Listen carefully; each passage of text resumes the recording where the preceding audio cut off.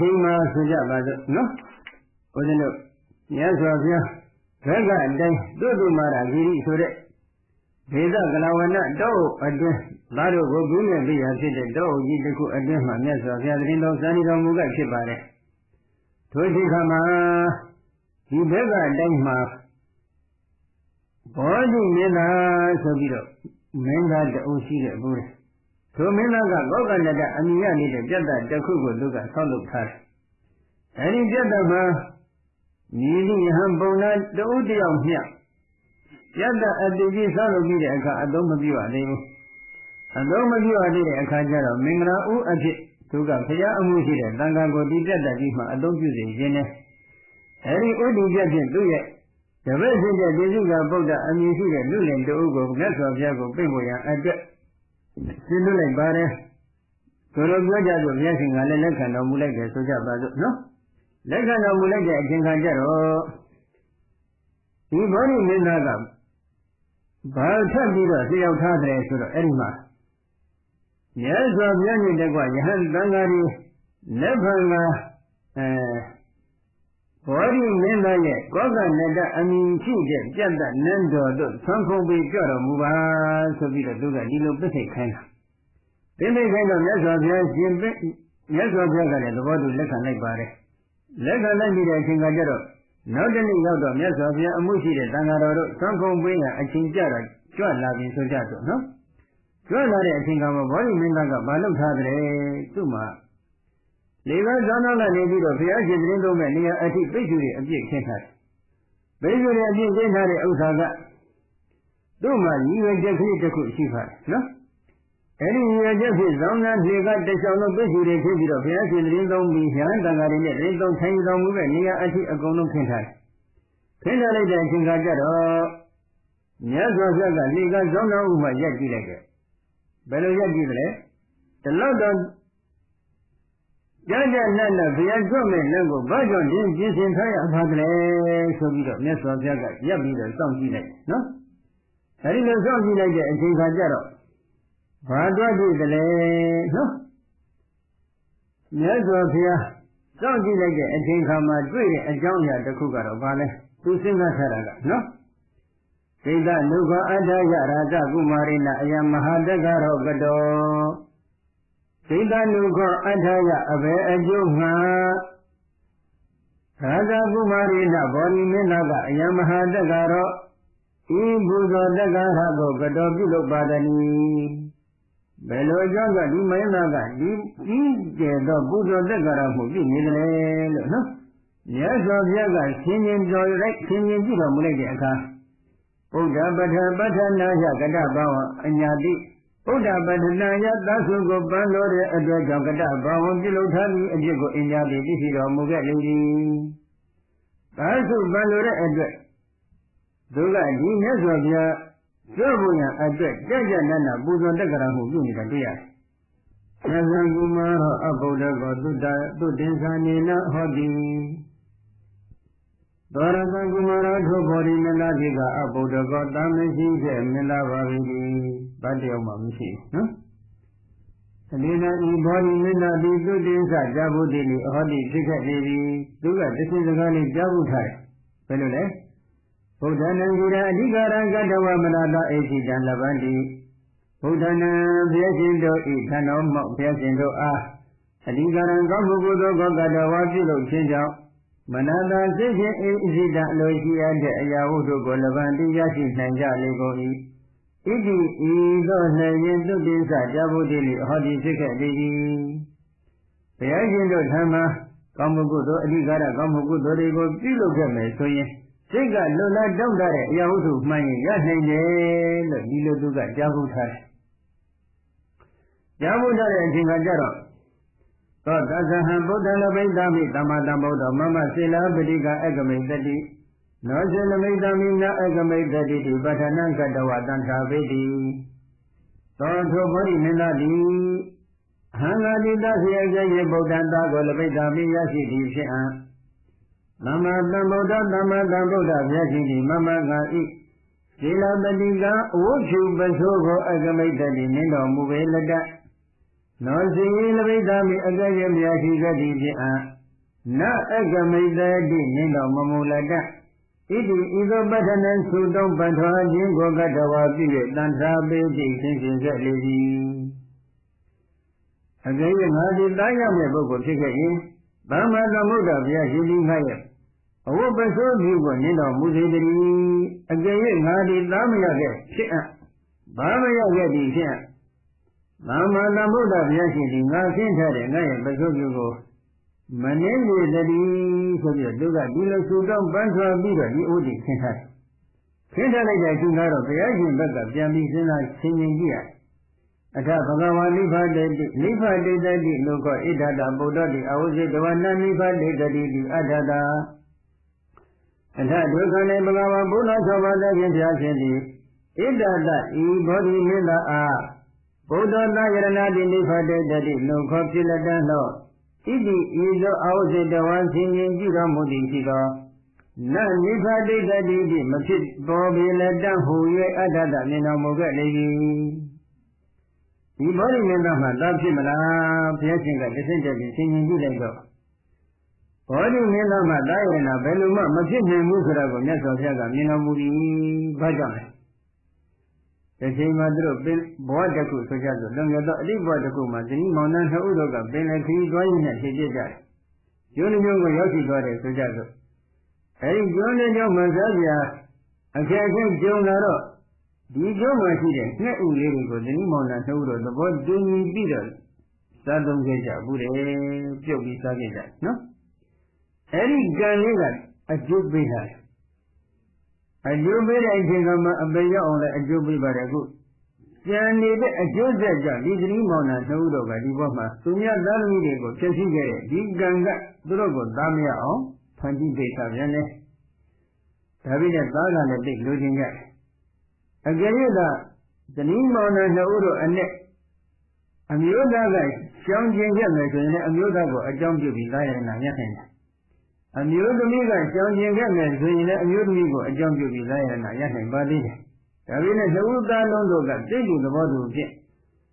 ဘာဏတိပါဒကံကိုလွန်ကျူးခဲ့တဲ့အတွက်သူတို့ဘာတို့ရဲ့သားငယ်သမီးငယ်တွေကိုဖြည့်ဆည်းခဲ့တဲ့အတွက်ဒီအကုသိုလ်ကံကတမ်းမြစ်ထားတော့ဒီဘဝမှာဘယ်လိုမှသားမရနိုင်ဘူးဆိုတာမြတ်စွာဘုရားကမြင်တော်မူပြီးနော်။အဲဒီလိုမြင်တော်မူတဲ့အတွက်ကြောင့်မြတ်စွာဘုရားကဒီခြေကဇောင်းတော်မှာမတ်တက်ရက်ပြီးတော့ဒီပိဋ္ဌုဘောကိုမြတ်စွာဘုရားနင်းတော်မမူဘူး။အဲဒီလိုမနင်းလိုက်တဲ့အချိန်ခါကျတော့ဘောဓိမင်းသားကလည်းသူကသိနေနေနေနေပြင်းနေတယ်ဘုရားကနင်းလိုက်မှန်ခဲ့တော့ငါတားရလိမ့်မယ်ဆိုတဲ့ညှို့နှိမ့်ချက်ကလည်းရှိနေတယ်ရှိနေတဲ့အချိန်ခါကျတော့မြတ်စွာဘုရားမနင်းတဲ့အချိန်ခါမှာသူကဘာလျှောက်ထားလဲအဘိရုဟတုဗန္တိဘဂဝါဒုက္ခနိအဘိရတုသုကတောဒုက္ခနိယံမမတအတ္တတိကရတအဟိတယဒုက္ခယတိဗန္တိဘုန်းတော်နေဝထွန်းလင်းတော်ပါတော်မူပါပြီတော်မြတ်စွာဘုရားဘဂဝါဘုန်းတော်ဆုံးမတခင်ဘုရားရှင်ဒီဒုက္ခနိဩပသောတော်ကိုပြီးရတုနင်းတော်မူပါဒုက္ခတော်ကောင်းသောနိဗ္ဗာန်သို့ကြွတော်မူတတ်ပါပြီတော်မြတ်စွာဘုရားမေဘုရားတိတော်ဤဒုက္ခနိဩပသောတော်ကိုပြီးရတုနင်းတော်မူပါယံရင်ကတနင်းတော်မူခြင်းဒီမမဘုရားတိတော်ဤဒီကရတန်နိညင်သာသရာရှိခြင်းဆိုတော့အချိန်ကာလပတ်လုံးဣဒ္ဓယအကျိုးစီးပွားအလုံးငါဒုက္ခယဌာနအလုံးငါအတ္တဖြစ်နိုင်ပါရပါ၏မြတ်စွာဘုရားဘုရားတည်းတော်ခင်းကျင်းထားတဲ့ဒီဥပ္ပဆိုတွေကိုနင်းတော်မူပါကောင်းသောနိဗ္ဗာန်သို့ကြွတော်မူသောမြတ်စွာဘုရားသည်တပည့်တော်ခင်းကျင်းထားတဲ့ဒီဥပ္ပဆိုတွေကိုနင်းတော်မူပါရင်းနဲ့သို့အဝိမဆိုတော်ကိုနင်းတော်မူခြင်းဖြင့်ဘုရားတပည့်တော်အဖို့လင်းမြင့်သာရရှိနှင့်စွာသောအချင်းကာလပတ်လုံးအကျိုးရှိသောအလုံးဟာချမ်းသာအလုံးဟာဖြစ်ပါလိမ့်မယ်မြတ်စွာဘုရားဆိုပြီးလျှောက်ထားတယ်။အဲဒီလျှောက်ထားတဲ့အချိန်ကမှလည်းမြတ်စွာဘုရားကဘာမှအမှုမရှိပါဘူး။စိတ်စိတ်ပဲနေတော်မူတယ်။ဒုတိယအချိန်ထပ်လျှောက်ထားလည်းစိတ်စိတ်ပဲနေတယ်။တတိယအချိန်ထပ်ပြီးလျှောက်ထားလည်းစိတ်စိတ်ပဲနေတော်မူတယ်။အဲဒီအချိန်ကကြတော့မှရှင်အာနန္ဒာကိုမြတ်စွာဘုရားကတတိယအချိန်ကျတော့စောင့်လှည့်ပြီးကြည့်တော်မူတယ်။ဒီကကြီးဘုန်းကြီးလေးခွန်းတစ်ခုမေးနေတယ်ဒီကမကြီးကမြေဆောင်ဆောင်ကြည့်လိုက်လို့ချင်းဘာပြောတယ်ဆိုတာသိလားဟမ်သိကြလားဟာဒီကကြီးတွေတရားမှမသိဘူးဘုန်းကြီးတို့ရှုံးနေတယ်တူတယ်နော်ဒီလည်းမြတ်စွာဘုရားကစောင့်ပြီးကြည့်လိုက်တဲ့ရှင်အနန္ဒကသိပြီတဲ့ဟုတ်တယ်မလားဘယ်လိုသိလဲ Achago elama anando bodhi raja kumara ita dosa. Achago doga nai adama anando siananda guru jadi bodhi raja kumara bodhi menago ita wasana itagago osa menjaro mugi. Payasi disi songsi dekane basulu usra siananda ka tanti. Tanti raja ada bodhi menago siananda matinya ka pamisi le. Bahara duraja kumara dogani nabaga wasila badika ekamai Vishima Zanadan Tatagato Alukamadi Raja Kumara Bori Meba Dugani Oba Sotobo Nahara to Kogi Taliba Tugani Oba Sotobo Nahara to the Panjani Yugin Taliba Pagawa Bula Sabata Jinsiasin Sila Badiga Uti Basokona Agamida Nino Mumulada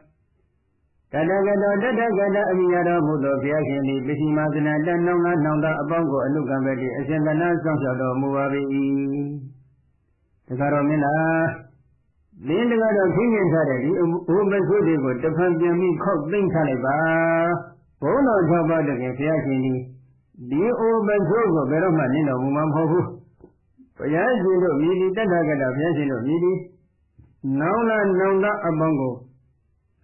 As in the night Sansato Muabi, Sabito, Sienna Goromiaga, Wendido. Body Mendago, Major Head. I don't know from Yaga, no Dadigo, Melo, as in the night Sansato, these are Badelo, no? Nelly, a General Siaga, Pusso, no? Fellow Pusso, Todabana, Egani, Bogana, Edigara, Gatawa, Batita, Batita, Levati, Logi, no door. Secretary Seromia, visit them with the combat, no? So the Bana,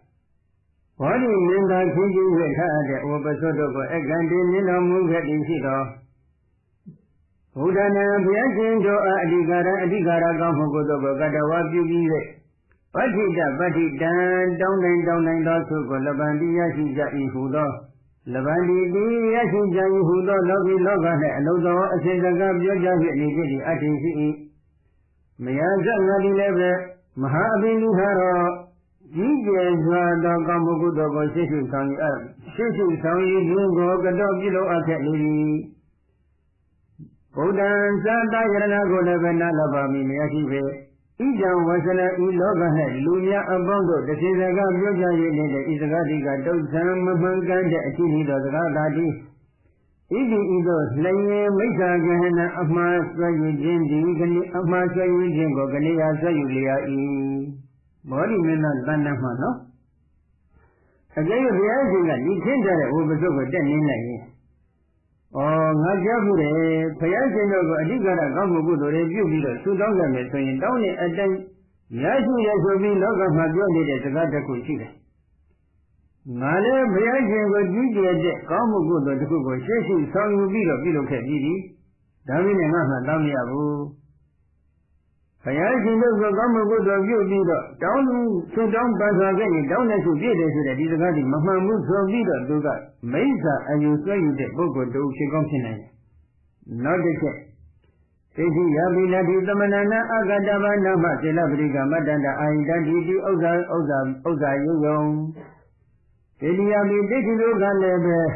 Bamanana, Badi will mend thy hand to Agadava Nama, Mabude,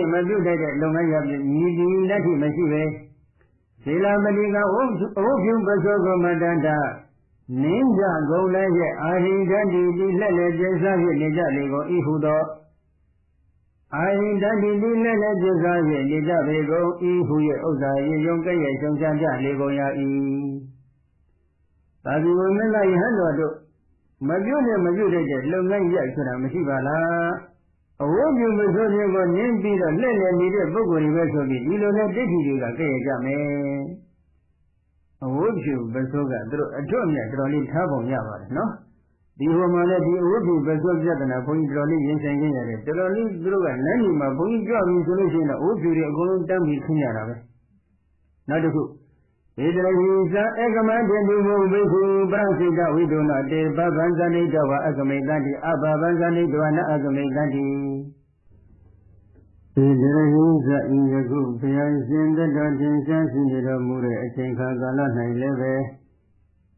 အကမန္တိသူထိုအဝတ်ဖြူကိုနင်းတော်မူကြကုန်သောယဟန်တော်တို့တွင်ဘဟုမြတ်စွာကုန်သောဘိက္ခုညာတော်တို့သည်ကပရစိတဝိယုနသရဘတို့ရဲ့စိတ်ဓာတ်ကိုသိရှိတော်မူတဲ့ယဟန်တော်တို့ဖြစ်ကြပါပေကုန်၏ဘုရားမှာဘုရားရှင်တတော်တင်ရှားရှိနေတဲ့မှာတကောအိဋ္ဌိပါနှင့်ပြည့်စုံနေတဲ့သူတော်ကောင်းတွေကများခြင်းကြောင့်ဒီလိုအဝတ်ဖြူဘိက္ခုတစ်ခုကိုခင်းကျင်းထားပြီဆိုရင်ထိုအဝတ်ဖြူဘာနဲ့နင်းတော်မူတဲ့ယဟန်တော်တို့တွင်များစွာသောယဟန်တော်တို့ကသူတို့ဘာတို့ရဲ့စိတ်ကိုသိရှိတဲ့ပရစိတဝိတုအဘိညာဉ်ကိုရရှိတော်မူတဲ့သူတော်ကောင်းတွေဖြစ်ကြတယ်။ဒီဘဗံဇဏိတဝအကမိတ္တတိအဘဗံဇဏိတဝနအကမိတ္တတိဒီသောသူတော်ဘာတို့ဤစိတ်ဓာတ်ကိုသိရှိတော်မူတဲ့ပရစိတဝိတုအဘိညာဉ်ကိုရရှိတော်မူတဲ့ယဟန်တော်တို့သည်ဘဗံဒီနေရာမှာဗောဓိမင်းသားကွက်ပြောရင်ပေါ့နော်ဘာမန္တမိယတေမြတ်လူမြတ်တဲ့ဒီကိုဇဏိတဝသိရှိတော်မူကြကုန်၏ရှိသောအကမိတံတိနှင်းတော်မူကြပေကုန်လတံအဘဗန္တမိမယတိုက်မှုကိုဇဏိတဝသိရှိတော်မူကြကုန်၏ရှိသောနာအကမိတံတိနှင်းတော်မူကြပေကုန်လတံ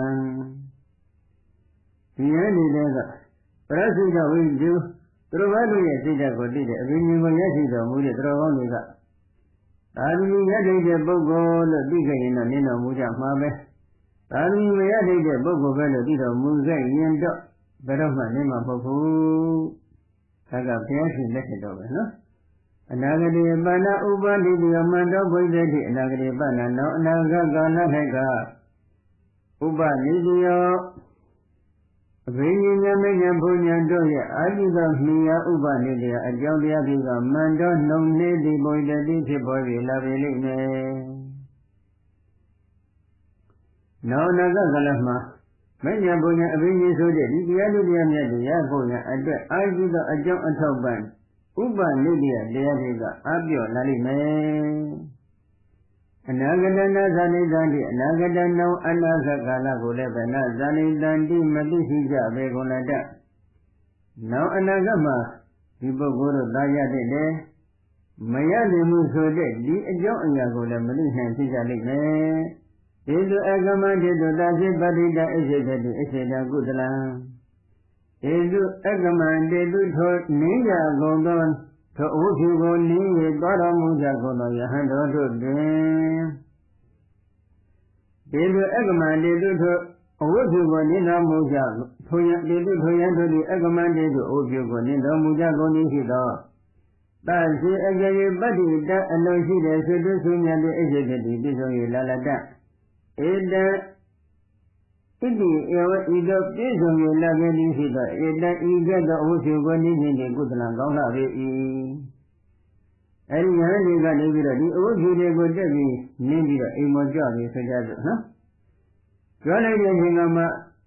အလူရှင်ဖြစ်တဲ့ပုဂ္ဂိုလ်ရဲ့တောက်တချက်ကမတော်တဆပြည့်စုံသွားခဲ့မယ်ဆိုတော့တော်နေရဲ့နောစေအိစိတတိ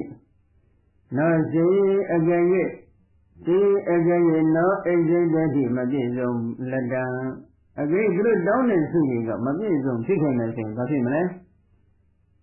သူတို့စိတ်ထဲမှာပြင်းမမှုတွေပေါ်လာမယ်ဘယ်လိုလဲပုဗ္ဗေဘိက္ခုသံဃာတာပိနိဟာရကတဝအိသိတေစိတနဗန္တိပုဗ္ဗေဟောရှိရခြင်းဖျက်လက်တဲ့တော့အချိန်ကာလ၌ဘိက္ခုသံဃာနာယသံဃာတော်အပိနိဟာရမိမိတို့လောလတောင်းတတဲ့သူတို့စုမြတ်ကိုရှေ့ရှုသိဆောင်ကြောင်းဖြစ်တဲ့ကောင်းမှုကုသိုလ်ကံပါရမီကိုကတဝပြုကျင့်ရှိမှုတော်မူကြခြင်းကြောင့်အိသိတေစိတံအလိုရှိတဲ့အလိုရှိတိုင်းတဲ့တောင်းတချက်ကိုလည်းဗန္ဒီရရှိနိုင်ကြလေကုန်၏ရှိရခြင်းဘုရားလက်ထက်တော်အကာကယဟန်သံဃာတော်ကိုရည်ညွှန်းပြီးတော့မိမိတို့လွန်လာတောက်တနေတဲ့စေတုစုမြတ်ကိုရှေ့ရှုသိဆောင်ကြောင်းဖြစ်တဲ့ပါရမီကုသိုလ်တရားအပေါင်းတွေကိုရှင်းရှင်းရှိဖို့နိုင်ခဲ့မယ်ဆိုရင်အလိုရှိတဲ့တောင်းတချက်တွေအလုံးပြည့်စုံနိုင်တယ်တောင်းတဲ့စုကိုပြည့်စုံကြတယ်တောင်းတဲ့စုကိုရရှိနိုင်ကြတယ်ဒါဣဒာနိနာလပတိတန်ထိုတောင်းတဲ့စုဒီကတန်ထိုတောင်းတဲ့စုကိုဣဒာနိယခုခဏကနလပတိရရှိနိုင်ကြလေကိုဘ ဘုကမတို့ဒီစုတွေတောင်းတော့လည်းတောင်းလို့မရနိုင်တော့ဘူးတေဝမင်းရဲ့ဘိက္ခုပရိပတ်တိပုရကအဟေတောဣမေပฏิပတ်တိပုရိတောနတ္တကွန်တိတေဝထိုဘုရားရှင်လက်တွေ့တော်၌ဒီရှိသောမူကြကုန်သောဘိက္တေဝဘိက္ခုထိုဘုရားရှင်လက်တွေ့တော်၌ဒီရှိသောမူကြကုန်သောယဟန်တော်တို့ဒီသာလျှင်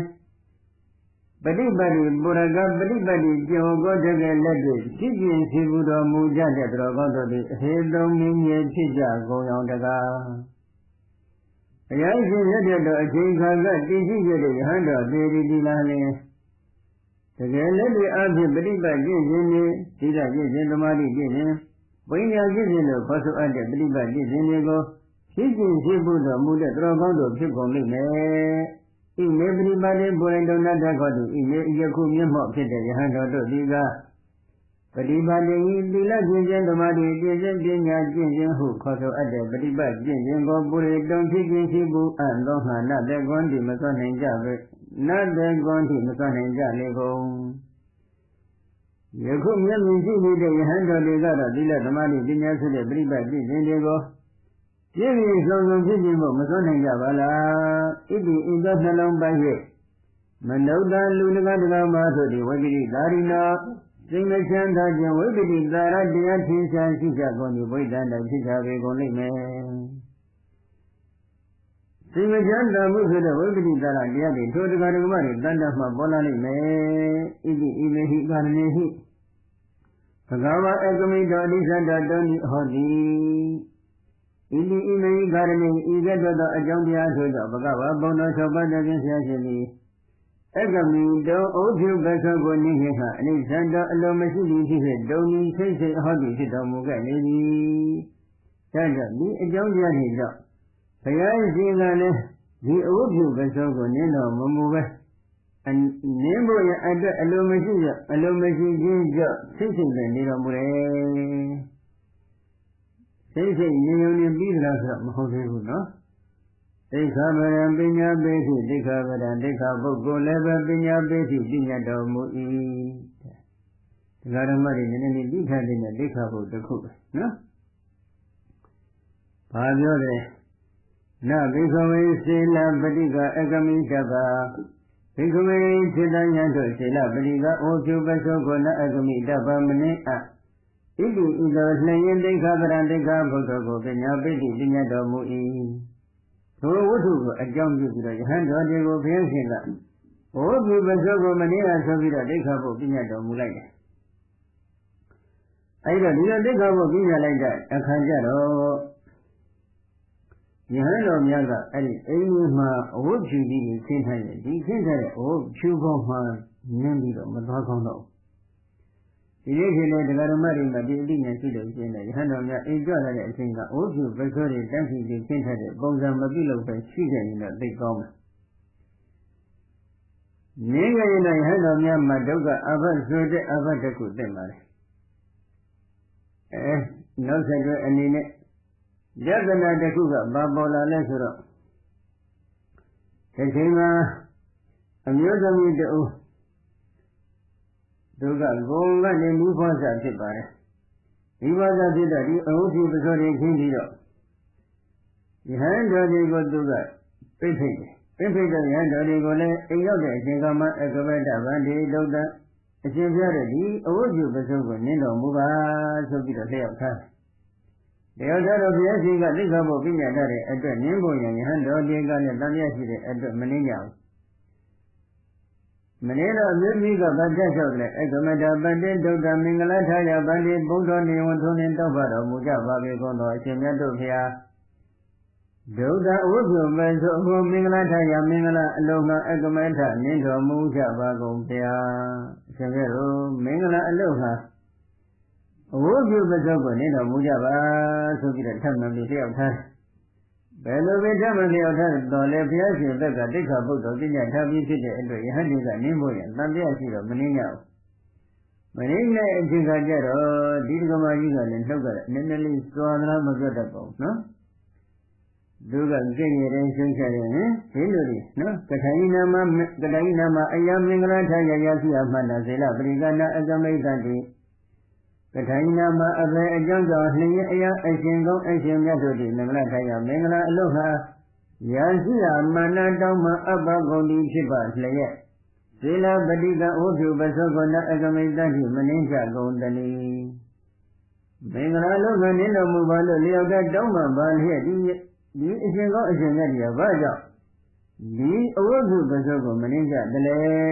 ဆိုပြီးတော့သူကကြည့်ရရှင်းချတယ်ဒီမျိုးသမီးရဲ့ကြည့်ရရှင်းချတဲ့အတန်တွေကိုကြားလိုက်တဲ့အချိန်ကကျတော့ယဟန်တော်တွေကအကျိုးအကြောင်းမြတ်စွာဘုရားအတင်ပြလျှောက်ထားတယ်အဲဒီအတင်ပြလျှောက်ထားတဲ့အချိန်ကကျတော့မြတ်စွာဘုရားကထပ်ရှင်အဖြစ်အနုပညာကလေးတစ်ခုထပ်မံပညာပေးရပါတယ်ဘယ်လိုပညာပေးတယ်ဒီဘေခွေမင်္ဂလိကာလူဇနာမိဘေခွေဒီနာမင်္ဂလာထားရရာရှိအမနိသေလပတိကအကမိတောဘိခဝေစေတညတို့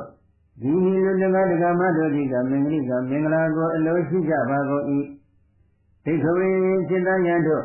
ဒီနာတကားလူတကားတကားမတို့ဒီမင်္ဂလာထားရမင်္ဂလာအလိုဟာရာရှိယမဏိနလျောက်ထတောင်းမှန်အတ္တိရှိတော်စေလပရိကဩပြုပသောကိုအကမိတုံနိမြင့်ကအနုဇာနာမိငါပြခွင့်ပြုတော်မူ၏မင်္ဂလာအလုခနင်းတော်မူပါလို့လူတကာတကမတို့ကလျောက်ထတောင်းမှန်ခဲ့မယ်ဆိုရင်တော့ဩပြုပသောကိုငါပြနင်းတော်မူဖို့ရန်အတွက်ခွင့်ပြုတယ်ကောင်းမှုကုသိုလ်တရားတွေတိုးပါဖို့အတွက်ကိုမင်္ဂလာလို့ခေါ်ပါတယ်နော်ဒီတော့ကောင်းမှုကုသိုလ်တရားတိုးပါခြင်းဖြင့်မင်္ဂလာရှိတဲ့လုပ်ငန်းတွေဖြစ်တော့လူမင်္ဂလာအလုဟာအရှင်မြတ်တို့သည်ဤအဝိဇ္ဇပသောကိုနင်းတော်မူပါလို့လူတကာဓမ္မဘက်ကလျှောက်ထားတတ်မယ်ဆိုရင်တော့နင်းခွင့်မြတ်စွာဘုရားပြုတယ်အရှင်မြတ်နင်းပါဖြင့်ကြွပါဖြင့်ဆိုတော့သူကဘာမှလည်းမသိဘူးသူရဲ့စိတ်ထဲမှာဘယ်လိုဥဒိကျရှိမှလည်းမသိဘူးချင်းနာမကလေးဘာလို့ကောက်ချင်လဲကောက်နေဦးဟုတ်တော့သူခက်တော့ခက်တယ်အဲဒီလိုပုံစံမျိုးဖြစ်နေတဲ့အခါကျတော့မတော်ချင်းမပေါက်ခဲ့ဘူးသူကောက်တဲ့အတိုင်းနမိတ်ကမရတော့ဆဲရတယ်မပေါက်ဘူးဆိုအလကတိဘုန်းကြီးဖြစ်သွားဘူးဟုတ်တယ်မလားဒါကြောင့်သူကမင်္ဂလာအလုဟာပါလို့ပွင့်ပွင့်နဲ့လျှောက်ထားခဲ့ရင်တော့တက်နင်းခွင့်ရှိတယ်မလျှောက်ထားဘူးဆိုရင်တော့မနင်းရအောင်ဒါပေမဲ့နောက်ထပ်ပြဿနာလေးတစ်ခုပေါ်လာပြန်တယ်ရှိရခြင်းကကြောင်းတက်တဲ့အချိန်ကမှပဲဖြစ်စေအိမ်တွေကိုတက်တဲ့အချိန်ကမှပဲဖြစ်စေမျိုးရင်းရင်းတော့သွားရင်ဖဏရန်တန်ကတော့မြတ်ဖဏမရှိရတဲ့ဒိဋ္ဌာဘုရှိနေတော့အိမ်တွေတက်တော်မယ်ဆိုလို့ရှိရင်ခြေတော့ကိုရေးစေရတယ်အဲဒီခြေတော့ရေးစေတဲ့နေရာမှာခြေထားတဲ့ရေတွေကိုတုပ်ဖို့ဆိုတဲ့ဥဒိကျဖြင့်ခင်းထားတဲ့ဥပစိုးတွေရှိကြပြန်တယ်ဒို့ဥပစိုးတွေကိုနေပေါ်ရအတွက်လည်းယဟန်တော်တွေကတန်တရားရှိကြတယ်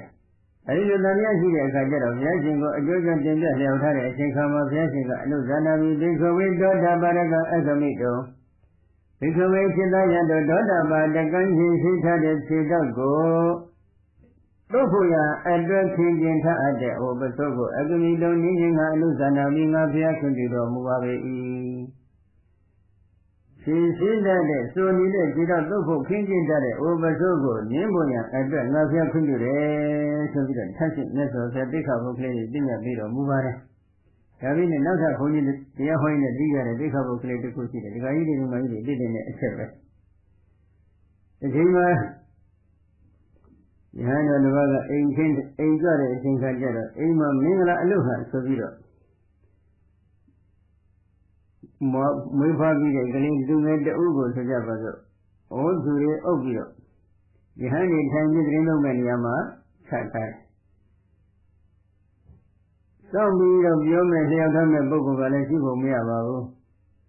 ရှိဖို့မရတဲ့အချိန်ကကျတော့ကြွလာတဲ့ကိုယ်ကလည်းမစူးစမ်းမရှင်းနေတဲ့ကိုယ်တော်ဖြေကောင်းဖြစ်မလားမပြောတတ်ဘူးအဲဒီကလေးရှိတဲ့တက်ပြီးခံလိုက်တာကလေးပြီးတော့အဲဒီပြဿနာကိုအခြေခံပြီးတော့မြတ်စွာဘုရားကအိမ်ရောက်ပြီဆိုလို့ရှိရင်တဲ့ခင်းကျင်းထားတဲ့နေရာကိုပထမလက်နဲ့စမ်းလက်နဲ့စမ်းပြီးတော့အောက်မှာဘာမှမရှိဘူးဆိုမှထင်ရမယ်အဲဒီသိက္ခာပုဒ်တစ်ခုနဲ့ထပ်ရှင်ပြီးပြညာထားတယ်ဟုတ်တယ်မလားဒါကြောင့်အရှင်ဘုရားတို့ပြောပါဒီနေရာမှာဘာမှမရှိပါဘူးလို့သိညာလျှောက်ထားတတ်မယ်ဆိုရင်လည်းနည်းနည်းပုံများကောင်းမလားတော့မပြောတတ်ဘူးနော်သိက္ခာပုဒ်ကလေးတွေကသူ့ဉာဏ်နဲ့သူအစီအစဉ်တည်းမြတ်စွာဘုရားကပြညာထားတယ်အဲဒီဒီပြညာချက်တွေရှိနေတော့ဗောဓိမင်းသားကလည်းခုကသူ့ရဲ့စိတ်ထဲမှာပြည့်ဝချက်ကပါလေဘုရားရှင်ဒီအကင်းကြီးနင်းခဲ့လို့ရှိရင်ငါသားရနာရမယ်ဘုရားရှင်မနင်းခဲ့ဘူးဆိုလို့ရှိရင်သားရနာမရဘူး ဒါကြောင့်ဘုရားရှင်ရင်းတော်မူပါဆိုပြီးတော့သူကဘုရားနင်းလိုက်တဲ့သူသားရတော်မယ်ဆိုတဲ့ညှို့နှင်းချက်ဖြစ်ဒီဥပဇုအဖြေတွေကိုခင်းကျင်ထားတာဖြစ်တော့ဘုရားရှင်ကလည်းသားရနိုင်မရနိုင်နှမ်းနှောကြည့်လိုက်တဲ့အချိန်ကဘယ်လိုမှသားရနိုင်မရနိုင်ဘူးဆိုတာသိတဲ့အတွက်နင်းတော်မမူဘူးနော်အကယ်၍နင်းလို့မြတ်သားကလည်းမရဘူးဆိုလို့ရှိရင်ဒီဘုရားရှင်ကိုဘုရားရှင်ဓမ္မကောင်းမှုကုသိုလ်ပြုပြီးသုတောင်းပန်ထားရင်ရသုတောင်းတဲ့အတိုင်းလိုအပ်တဲ့စုတွေအလုံးပြည့်စုံတဲ့ဆိုတဲ့ဒီစကားတွေဘယ်လိုမှမမှန်ဘူးဆိုပြီးတော့သူမဟုတ်မတရားဆွဆွချက်တွေလည်းပေါ်လာမယ်။နောက်အနာဂတ်မှာရှိတဲ့ယဟန်တော်တွေအတွက်ဘုရားရှင်ကလည်းငဲ့ချတယ်။နောက်အနာဂတ်မှာယဟန်တော်တွေကဘုရားရှင်လက်ထက်တော်ကယဟန်တော်တို့ကဲ့သို့တကောအိဋ္ဌိပတ်နဲ့ပြည့်စုံနေတဲ့သူတော်ကောင်းတွေအရေးအတွက်ကမြဲသွားမယ်။မြဲသွားတဲ့အချိန်ကမသူတော်တို့ရဲ့စိတ်ကိုမသိနိုင်တဲ့အတွက်မတော်တဆနင်းမိကြလို့သူတို့တောင်းတဲ့ဆိုမရခဲ့ရင်ဒီဟန်ဒီအပေါ်မှာပြင်းမမှုတွေများစွာလည်းဖြစ်ပေါ်လာလိမ့်မယ်နော်။ဒါကြောင့်ဒီအကြောင်းတွေကြောင့်မြတ်စွာဘုရားကဒီအိုးစုပစွနည်းမှုကိုယဟန်တော်လေးကိုပါသိက္ခာပုအနေနဲ့ပြည့်ညတ်ပြီးကာကွယ်ထားပေးခဲ့ပါတယ်။ဒီတော့ခင်းထားတဲ့အိုးပစွတွေအလုံးပြန်ပြီးတော့ဖြတ်သိမ်းလိုက်ပြီးဖြတ်သိမ်းပြီးတဲ့ချိန်ကအသစ်ခင်းကျင်းထားတဲ့နေရာတို့ဘုရားအမှုရှိတဲ့သံဃာတော်များကြွရောက်ပြီးတော့တည်င်းသုံးလိုက်တဲ့အချိန်ခါမှာဘောဓိမင်းသားကလည်းမောင်မြတ်သောဆွတ်ပြပဲဘောဓိတို့ဖြင့်ဘုရားအမှုရှိတဲ့သံဃာကိုရိုးလေးစွာပြုစုလုပ်ပေးပါတယ်။သံဃာကြီးကိစ္စပြည့်စုံပြီးတဲ့အချိန်ခါမှာမိမိနဲ့သိတဲ့လျှောက်ပတ်တဲ့နေနဲ့နေရာလေးတစ်ခုယူပြီးတော့အပြစ်ဆောင်ပါလို့တဲ့သိတဲ့လျှောက်ပတ်တော့တရားမှထိုင်နေ။ထိုင်နေတဲ့ချိန်ကကြတော့မှမြတ်စွာဘုရားကိုသူကဗာလျှောက်ထားတယ်။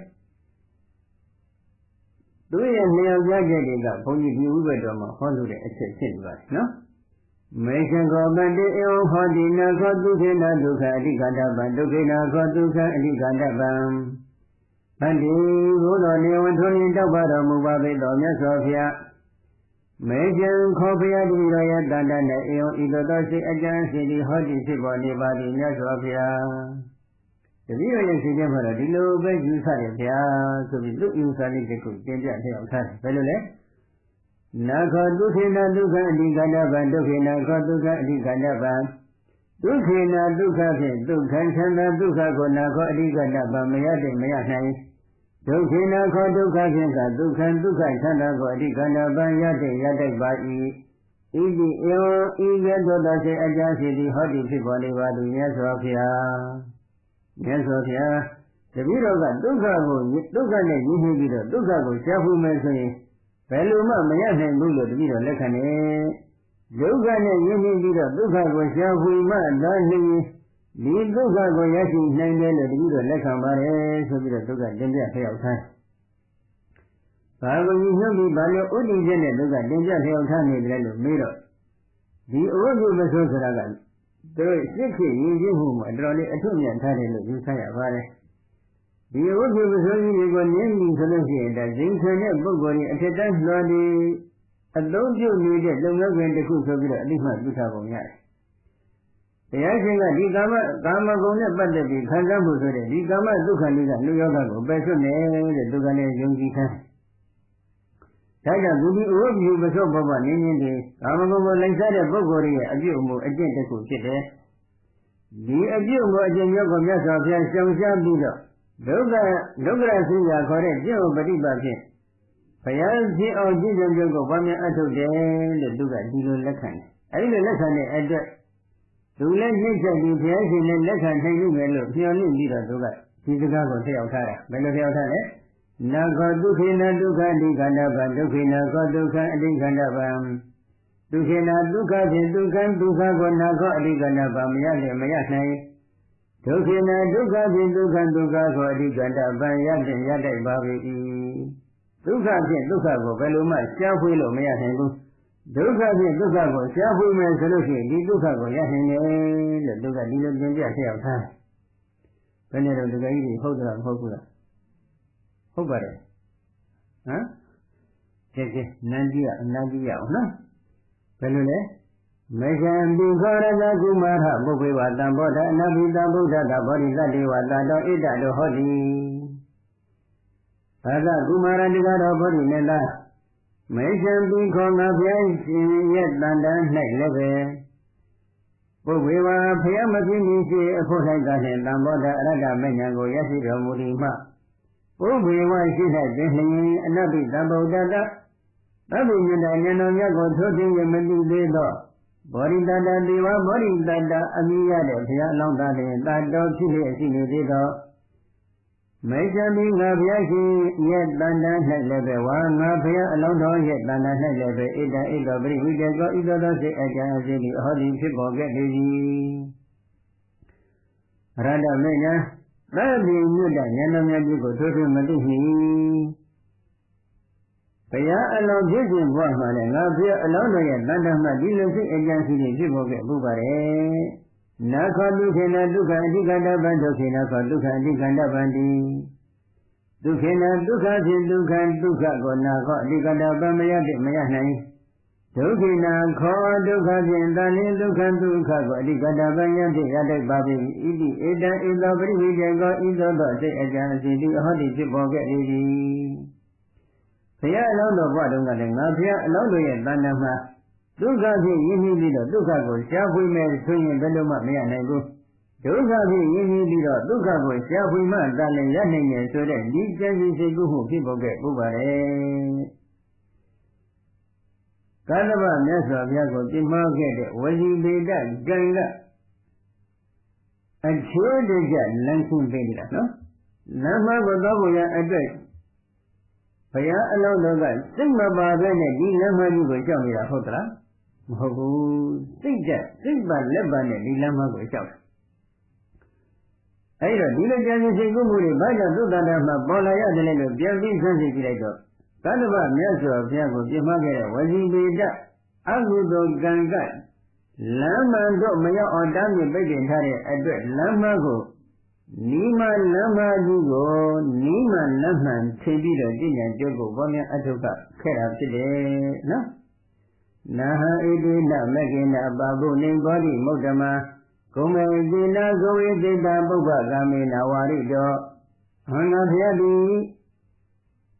နာဟဣတိနမကိနဣတိနမကိနဤဒုက္ခရာသရိယဟုခေါ်ဆိုအပ်တဲ့မှားယွင်းသောလမ်းဖြင့်ဘောဓိမုဒ္ဓမဘောဓိဉာဏ်တို့တဲ့အတ္တဆုံးအမျက်ဆုံးဖြစ်တဲ့သမ္မာသမ္ဗောဓိဉာဏ်တော်မြတ်တို့နဗဗုနေရောက်ရှိခဲ့ဒီကမဟုတ်ပေဘုရားကမေနရှိကတဗမြတ်စွာဘုရားအပြစ်မှားပြီးသောဝစီပေတအကုသိုလ်ကံကဝါရိတော်လမ်းမှန်ကိုမမြင်အောင်တားမြစ်ပိတ်ပင်ထားအပ်သည်ဖြစ်၍နာဟဣတိနမေကိနဗဗုနေဘောဓိမုဒ္ဓမပုဗ္ဗနာဟဣတိကုံမေကိနကဝေတိတံကုံမေကိနနိမလမ်းမဖြင့်ကဝေတိတံသဗ္ဗညတဉာဏ်တော်မြတ်ကိုရအောင်စာဖွေခဲ့ရဘူးလေ၏နိမလမ်းမဖြင့်သဗ္ဗညတဉာဏ်တော်မြတ်ကိုရအောင်စာဖွေခဲ့တယ်ဘာကြောင့်လဲဥပကံမိနဝါရိတောစိတ်ကတ္တဗမြတ်စွာဘုရားကိုပြမခဲ့တဲ့ဝစီပေတအကုသိုလ်ကံကလမ်းမှန်ကိုမမြင်အောင်တားမြစ်ပိတ်ဆို့ထားတဲ့အတွက်နိမလမ်းမကြီးဖြင့်သဗ္ဗညတဉာဏ်တော်မြတ်ကိုရအောင်စာဖွေခဲ့မှုတယ်ဒီနိမလမ်းမဖြင့်လည်းဒီသဗ္ဗညတဉာဏ်တော်မြတ်ကိုရရှိတော်မူတာဟုတ်သလားမဟုတ်ဘူးစဉ်းစားကြည့်ကြနော်လမ်းမှန်ကိုလမ်းမထင်နေတယ်လမ်းမကိုလည်းလမ်းမှန်ထင်နေကြတယ်ဘာဖြစ်လို့လဲဒီဥစ္စာတို့ဘုရားအလောင်းတော်ကိုကြည့်လိုက်တော့စိတ်အကုသိုလ်ကံကလမ်းမှန်ကိုမမြင်အောင်တားမြစ်ပိတ်ပင်ထားတယ်လမ်းမတို့ရောက်စေနိုင်တဲ့စိတ်ကူးစိတ်ဓာတ်တွေပေါ်လာအောင်ဖန်တီးမပေးဘူးလားဖန်တီးပေးတယ်ဒီနေ့မြင်းမောက်ခင်မှလည်းဒီလိုပုံစံမျိုးတွေမရှိဘူးလို့ပြောနိုင်ပါမလားမပြောနိုင်ဘူးနော်မှန်ကန်နေတဲ့ကျင့်ဝတ်ပရိပတ်ကြတော့အမှန်လို့ထင်တယ်မှားနေတဲ့ကျင့်ဝတ်ပရိပတ်တွေကြတော့အမှန်လို့ထင်ရတယ်ဘုန်းကြီးခဏခဏပြောနေတဲ့အတိုင်းမဂ္ဂင်7ပါးမှာတမန်တမာတိဆိုတဲ့မဂ္ဂင်တစ်ခုပါတယ်ဆိုတဲ့လက်ခံတော့လဲအဲ့ဒီသမာဓိကိုထူထောင်ရမလားမထူထောင်ရဘူးလားလို့မေးလိုက်တဲ့အချိန်ကကျတော့ဒီသမာဓိသမထတွေကသာသနာ့တရားမဟုတ်ဘူးသာသနာ့ဘတရားပဲဆိုပြီးသိသိချလိုက်တယ်။လွင့်စင်ပြီးတော့မသွားဘူးလား။သွားပြန်တယ်နော်။မှန်နေတဲ့လမ်းတစ်ခုကိုမှားပါတယ်ဆိုပြီးတော့ဘေးဖယ်ထားလိုက်တယ်။ဘာဖြစ်လို့ဒီလိုဘေးဖယ်တယ်ဆိုတော့ဘုန်းကြီးတို့အတိအကျမပြောနိုင်နေနဲ့အခုဘုရားရှင်ရဲ့ဥစ္စာတို့ဘုရားအလောင်းတော်ရဲ့ဝိပဿနာကိုကြည့်မယ်ဆိုလို့ရှိရင်ပုဗ္ဗကမေနဝါရိတောရှေ့ကံကလမ်းမှန်ကိုမမြင်အောင်တားမြစ်ပိတ်ပင်ထားတယ်ဆိုတဲ့ဒီစကားလက်ခံနိုင်မယ်ဆိုရင် ထိုပုဂ္ဂိုလ်တွေကိုလည်းလမ်းမှာမရောက်အောင်တားမြစ်ပိတ်ပင်ထားတဲ့ကံကရှိကောင်းရှိမယ်လို့တော့ဘုန်းကြီးတို့ခံမှန်းလို့မရဘူးလားရနေတယ်နောက်တစ်ခုဘုရားရှင်ကမဟာဂောပါလကသုတ်တန်စတဲ့ထိုသုတ်တန်လေးမှာမူလယုဥပဒယုတ်တို့ခေါ်ဆိုတဲ့ယုတ်တွေကိုအရေးပြအဖြစ်တော်၎င်းအကြောင်းသမုဒ္ဒအဖြစ်တော်၎င်းသမ္မာတိပညာဖြင့်ကိုယ်တိုင်မျက်မှောက်တွင်ဖို့မသိခဲ့ဘူးဆိုရင်မဉ္ဇဉ်ဘုံညာရတိတိုင်အောင်ငါဘုရားရှိရဲ့သာသနာတော်မှာတိုးတက်စီကကြည်ပေါ်မှုဘယ်လိုမှမဖြစ်နိုင်ဘူးဆိုပြီးဒီလိုအတိအကျဟောထားခဲ့ဒီဟောကြားချက်ကိုအထက်ကရာဆရာတော်မြတ်ကလည်းပြည့်ပြည့်စုံစုံထပ်မှန်ပြီးဖွင့်ဆိုထားတယ်ဘယ်လိုလဲသောကဏနာတောသမုဒ္ဒနာတောရူပအဇာနန္တောရူပပရိခေတဝါအရူပဝဝထပိတဝါရူပပရိခေတဝါပစ္စယံတန်လေခေတဝါဝိပဿနာမတ္တကပပိတောနတ္တေကောတိသောထုယောဂဝသရယဟံတော်တိရူပယုတ်တရားကိုကရဏတောအရေးတွေအဖြစ်သမုဋ္ဌာနံတောအကြောင်းသမုဋ္ဌာအဖြစ်အဇာနန္တောမတိရှိခဲ့သည်ရှိသောရူပယုတ်တရားကိုပရိခေတဝါသိသိ၍အရူပနန္တရားကိုဝဘုထပိတဝါပိုင်ခြားမှတ်တတ်ရူပယုတ်တရားနန္တရားကိုပရိခေတဝါသိသိ၍ဝိဇ္ဇယံထိုယုတ်နန္တောရဲ့အကြောင်းတရားကိုတန်တခေတဝါကောင်းစွာပိုင်ခြားမှတ်တတ်၍ဝိပဿနာဉာဏ်ကိုမတ္တကအထွတ်တိတ်သို့ရောက်အောင်ဝိပဿနာဉာဏ်ကိုမတ္တကမဉ္ဇဉ်ဘုံဉာဏ်ဆိုတဲ့အထွတ်တိတ်သို့ရောက်အောင်အထွတ်အထိပ်သောပပိတောရောက်ရှိစေအံသောခန္ဓာတေကောတိပဏိညာမစွမ်းနိုင်လေယုတ်တရားကိုယုတ်27ပါးဆိုတဲ့အရေးတရားအဖြစ်နဲ့ဟုတ်တိုင်းမှန်စွာမသိဘူးဘယ်ယုတ်ကကံကြောင့်ဖြစ်တယ်ဘယ်ယုတ်ကစိတ်ကြောင့်ဖြစ်တယ်ဘယ်ယုတ်ဒီကဥဒုကြောင့်ဖြစ်တယ်ဘယ်ယုတ်ကအာဟာရကြောင့်ဖြစ်တယ်ဆိုပြီးတော့အကြောင်းသမုဋ္ဌာန်အဖြစ်နဲ့ဟုတ်တိုင်းမှန်စွာမသိဘူးအဲဒီလိုမသိမှုတွေဘုံကြီးချမ်းသာတဲ့ယောဂဝဆရာယဟန်တို့ရဲ့တန်တာမှယုတ်တရားကိုပိုင်းခြားယူတတ်တဲ့ပိုင်းခြားသိသိတတ်တဲ့ရူပပိဋကဉာဏ်ဘယ်လိုမှမရနိုင်ဘူးဒီယုတ်တရားကိုအာယုံပြုယုတ်တရားကိုအမိပြုပြီးဖြစ်ပေါ်လာတဲ့နာတရားတွေကိုလည်းသိသိတတ်တဲ့ပိုင်းခြားယူတတ်တဲ့အရူပပိဋကဉာဏ်ဘယ်လိုမှမဖြစ်နိုင်ဘူးယုတ်နာကိုပိုင်းခြားမှတ်တတ်တဲ့နာမရူပဘဝဌာနဉာဏ်ယုတ်နာကိုသိသိတတ်တဲ့နာမရူပပိဋကဉာဏ်မရှိတဲ့သူတော်ကောင်းရဲ့တန်တမှာဒီယုတ်ကြီးကဘယ်လိုအကြောင်းတရားတွေကြောင့်ဖြစ်ပါတယ်ဆိုပြီးအကြောင်းတရားတွေကိုတစ်ချက်ချက်ပြီးသိသိတတ်တဲ့ပြစ္ဆပရိကဉာဏ်ကိုလည်းဘယ်လိုမှမရနိုင်ဘူးဒီနာမရူပပိစ္ဆဒဉာဏ်ပြစ္ဆပရိကဉာဏ်နှစ်ပါးမရရှိတဲ့သူတော်ကောင်းဒီမဉ္ဇဉ်ဘုံဉာဏ်ဆိုတဲ့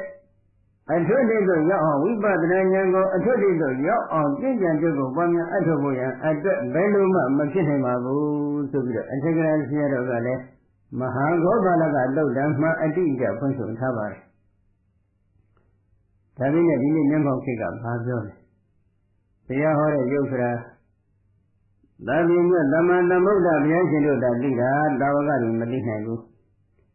တရားဟောတဲ့နတ်တရားဆိုတာကလည်း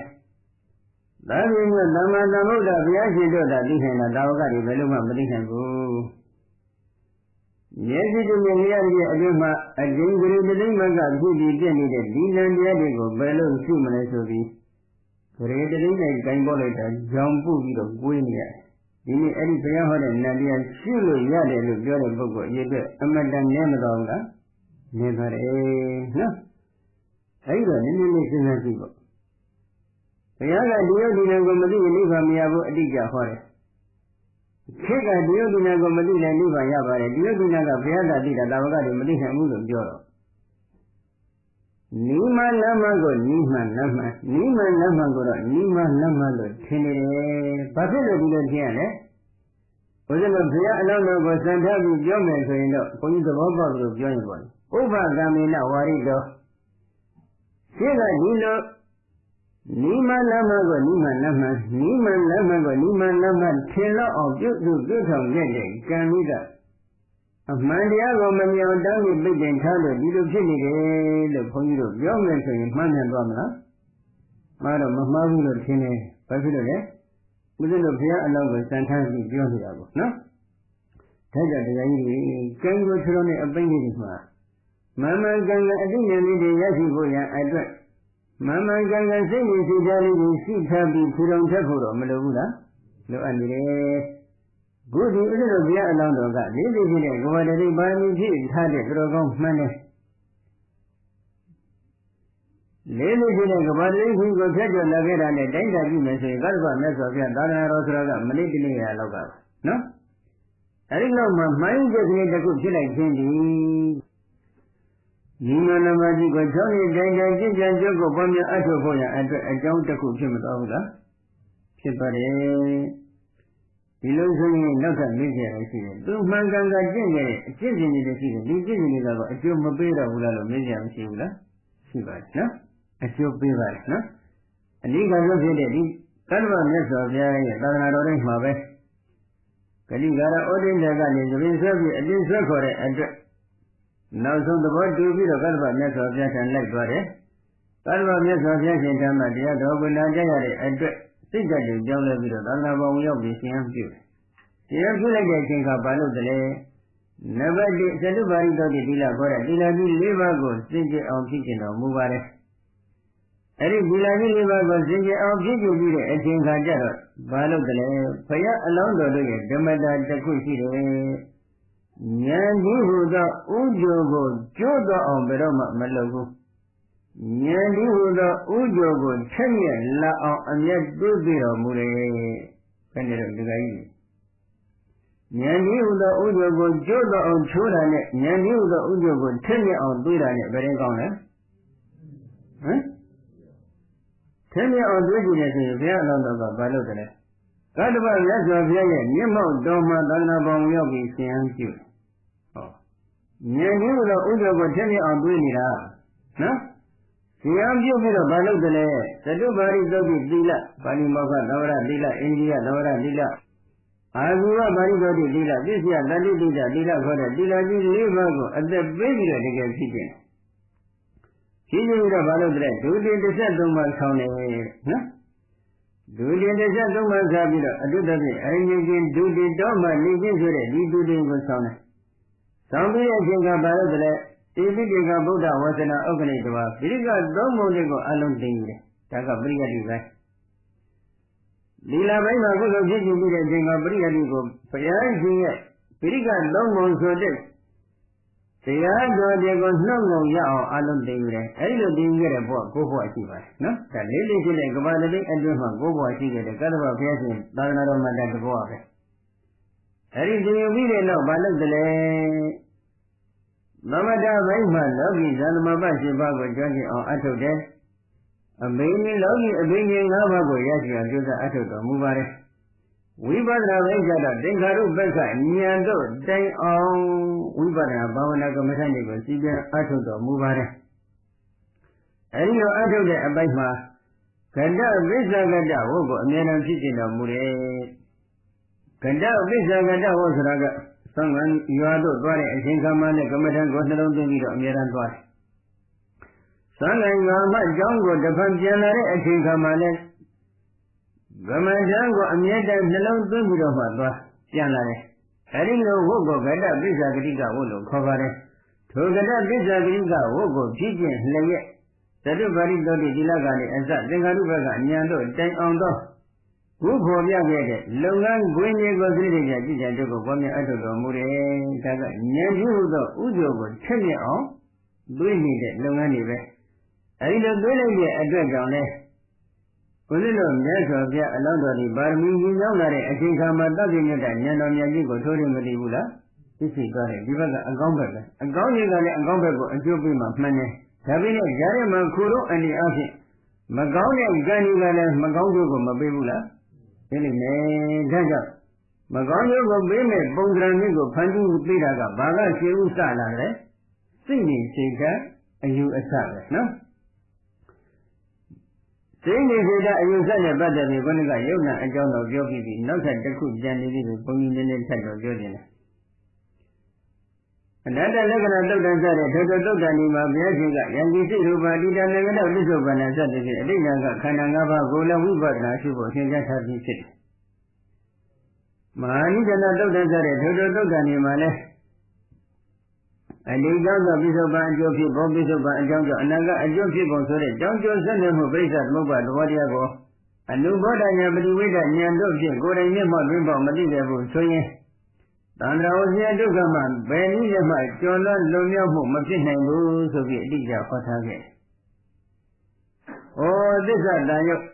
သစ္စာသုတ်တန်ဆိုတဲ့ထိုသုတ်တန်ကုဏဂရသုတ်တန်ဆိုတဲ့ထိုသုတ်တန်ဒီမှာလဲသစ္စာလေးပါးကိုဟုတ်တိုင်းမှာသောဒုတိယမတိကမညာပုံညာနိဗ္ဗာန်ကိုဘယ်လို့မှမရနိုင်ဘူးဆိုအတိအကျဟောထားခဲ့ပါ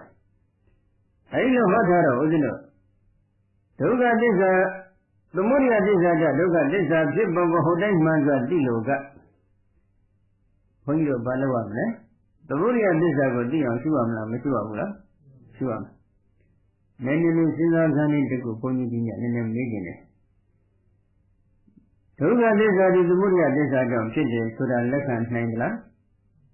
ကြားဘူးလားကြားဘူးပါလိမ့်နော်ဒီလိုဆိုရင်ဒုက္ခသစ္စာကအကျိုးတရားသမုဒယသစ္စာကအကြောင်းတရား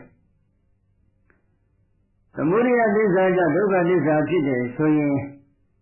သမုဒယသစ္စာကအရင်ဖြစ်မလားဒုက္ခသစ္စာကအရင်ဖြစ်မလားမှန်ပြီနော်သမုဒယကအရင်ဖြစ်မယ်ကဲဖြစ်နေဆိုရင်ထားလိုက်ခွန်ကြီးတို့လူသားတွေကိုပွက်ကြည့်လိုက်ဒီဘဝအမိဘနဲ့ပရိသတ်တွေတလရေကြီးစတီးဘာရိစအကောင်းဆုံးဖြစ်တယ်ဒုက္ခသစ္စာအမိရနေတဲ့ခန္ဓာ၅ပါးယုတ်တရားနံတရားတွေစဖြစ်တယ်ဒီဟိတ်သမဏတာပရိသတ်တွေတည်မြဲတဲ့လူသားတို့ဖြစ်ခဲ့မယ်ဆိုရင်ရုပ်ပိုင်းမှာပေါ့လေကာယတတ္တကကလဘာဝတတ္တကကလဟရိယတတ္တကကလဆိုပြီးယုတ်ကလအမျိုးအစားက3မျိုးယုတ်အမျိုးအစား30စဖြစ်တယ်ဒါကရူပခန္ဓာနာမည်ကြည့်လိုက်မယ်ဆိုလို့ရှိရင်ဒီသမဏတာပရိသတ်တွေဖြစ်နေတဲ့အတွက်စိတ်စရတိနံတရား34လုံးရှိပါတယ်ထို34လုံးထဲမှာဝိညာဉ်ကဝိညာဉ်ခန္ဓာတိညာကတိညာခန္ဓာဉာဏ်နေတဲ့စေတသိက်31လုံးကသင်္ခါရခန္ဓာ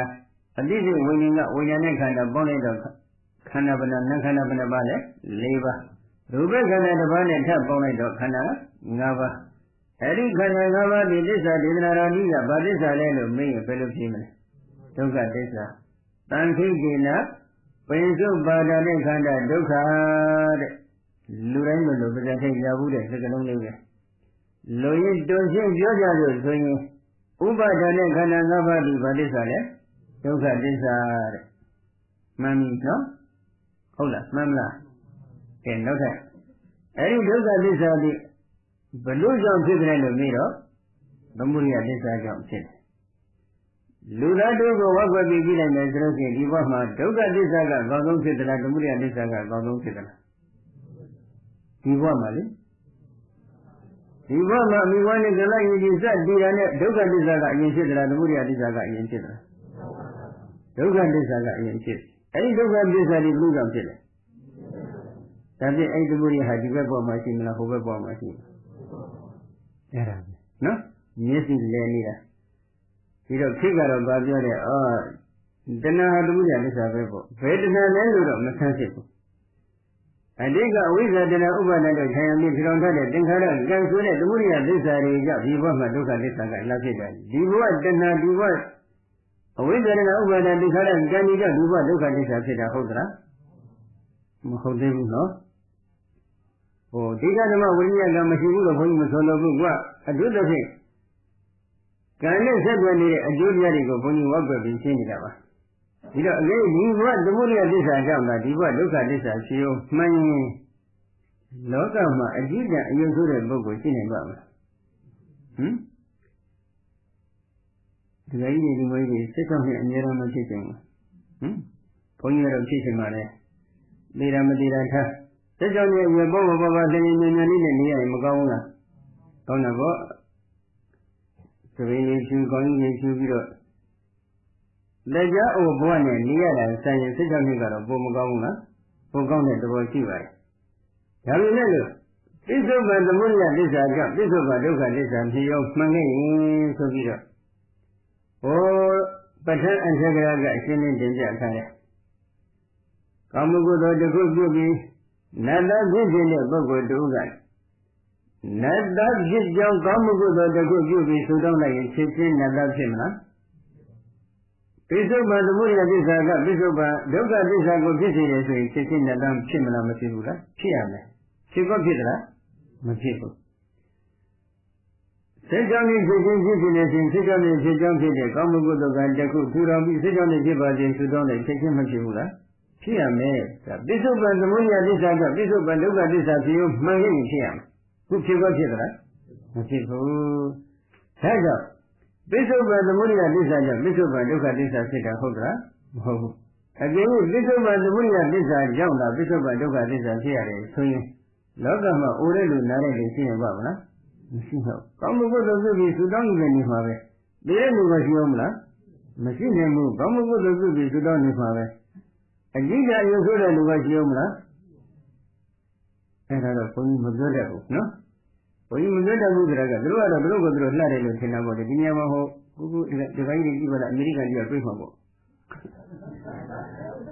ဟုတ်တယ်မလားအဲ့သူကလည်းသူတော့လှနေတာပဲဘုန်းကြီးတို့မျက်လုံးကြရဲ့လားတမျိုးဖြစ်ဖြစ်နေအခုလိုပေါ့လေအလားတူပဲပေါ့မျက်လုံးကသူကသူဆေးဆုပ်လိုက်ရင်သူကသူလှတယ်လို့တော့ထင်နေတယ်မှာပဲဘုန်းကြီးတို့မျက်လုံးကသာမလှဘူးလို့ထင်နေတာဟုတ်တယ်ဟုတ်လားဒါကြောင့်သူအကြည့်တရုပ်ဆိုတဲ့ပုဂ္ဂိုလ်ကတော့များသောအားဖြင့်လည်းရှိတယ်မှာရှိနေဆိုတာကများသောအားဖြင့်ပြောတာပါနော်ဒါကြောင့်သူကပိဿုပန်တဏှာသမုဒယသစ္စာကြောင့်ပိဿုပန်ဒုက္ခသစ္စာဖြစ်တာတော့မဟုတ်ဘူးအတိတ်ကဒီလိုခဲ့တဲ့သမုဒယသစ္စာကြောင့်ပိဿုပန်မှာဒုက္ခသစ္စာဖြစ်တယ်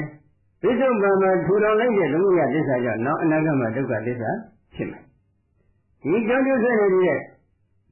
သဘောကိုပြိဿသမုပ္ပါသဘောလို့ပဲခေါ်ပါတယ်အတူတူပဲဟောတိဋ္ဌာယနာသုတ်တံမှာဘုရားရှင်ကကတမေသဘိကေသမုဒယသစ္စာ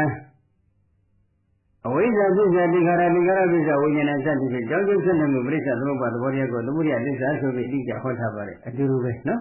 ဒါကြောင့်ဦးဇင်းတို့ဒီသမုဒယသစ္စာကြောင့်ဒုက္ခသစ္စာဖြစ်ပုံကိုသမ္မာတိဋ္ဌိဉာဏ်ဉာဏ်ဖြင့်ကိုယ်တိုင်မျက်မှောက်ထွေးဖို့တည်ရဲ့အတွက်နဲ့အတိတ်နာကကိုရှုတဲ့မရှုတဲ့ဆိုတာဘောလုံးကြီးပေါ်မနေဘူးလားပေါ်နေတယ်တစ်ချက်ကြောင့်ကျိုးဆက်နေမှုပြိဿသမုပ္ပါသဘောတရားကိုမတိခင်နိဗ္ဗာန်မရဘူးလို့ဘုရားအကြည့်ကြဟောနေတဲ့အတွက်ကြောင့်ကျိုးဆက်နေမှုပြိဿသမုပ္ပါတည်ရဲ့အတွက်လည်းအတိတ်နာကရှုတဲ့မရှုတဲ့ဟာဘောလုံးကြီးပေါ်မနေဘူးလားပေါ်နေတယ်နောက်တစ်ခုအနတ္တလက္ခဏာသုတ်တံကဲ့သို့သောထိုတုတ်တန်နေမှာလည်းယံကိရှိရူပတိတနာကရပိဿုပန္နံစတည်တဲ့ဘုရားရှင်ကအတိတ်ခန္ဓာ၅ပါးအနာဂတ်ခန္ဓာ၅ပါးတွေကိုလည်းဝိပဿနာရှုဖို့ထည့်သွင်းပြီးဟောထားပါတယ်။ဒါပြင်အဲ့ဒီလိုပုဂ္ဂိုလ်တွေကဗာမေးကြတယ်။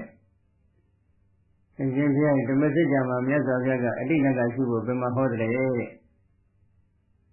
ခက်ပုံကနော်။ခုနကသမုဒိယသစ္စာကြဒုက္ခသစ္စာဖြစ်ပုံကိုသိအောင်ရှုဖို့မြတ်စွာဘုရားဓမ္မစကြာမှာဟောထားပြီးဖြစ်ပါတယ်။ဘုန်းကဘုန်းကြီးဆန်းစစ်ကြတဲ့အတိုင်းသမုဒိယပိဿုပန်ဒုက္ခသစ္စာရဲ့အကြောင်းရင်းဖြစ်တဲ့သမုဒိယသစ္စာဒီပိဿုပန်သမုဒိယသစ္စာဟုတ်သလားမဟုတ်ဘူးအတိတ်ကထူထောင်ခဲ့တဲ့သမုဒိယသစ္စာပဲပိဿုပန်ထူထောင်လိုက်တဲ့သမုဒိယသစ္စာဒီအနာဂတ်ဒုက္ခသစ္စာရဲ့အကြောင်းရင်းဖြစ်နေတယ်နော်ဒါကလည်းပေါ်လွင်ပြီးသားတစ်ချက်နောက်တစ်ခုမြဲရှိကဒုက္ခသစ္စာကိုဒီဓမ္မစကြာဒေသနာတော်မှာတန်ခိတ်လိလပိဿုပန်နဲ့ခန္ဓာဒုက္ခဆိုပြီးခေါ်ထားတယ်အကျဉ်းချုပ်အပြင်ဥပါဒနဲ့ခန္ဓာ၅ပါးဒီဗာသစ္စာနဲ့ဒုက္ခသစ္စာ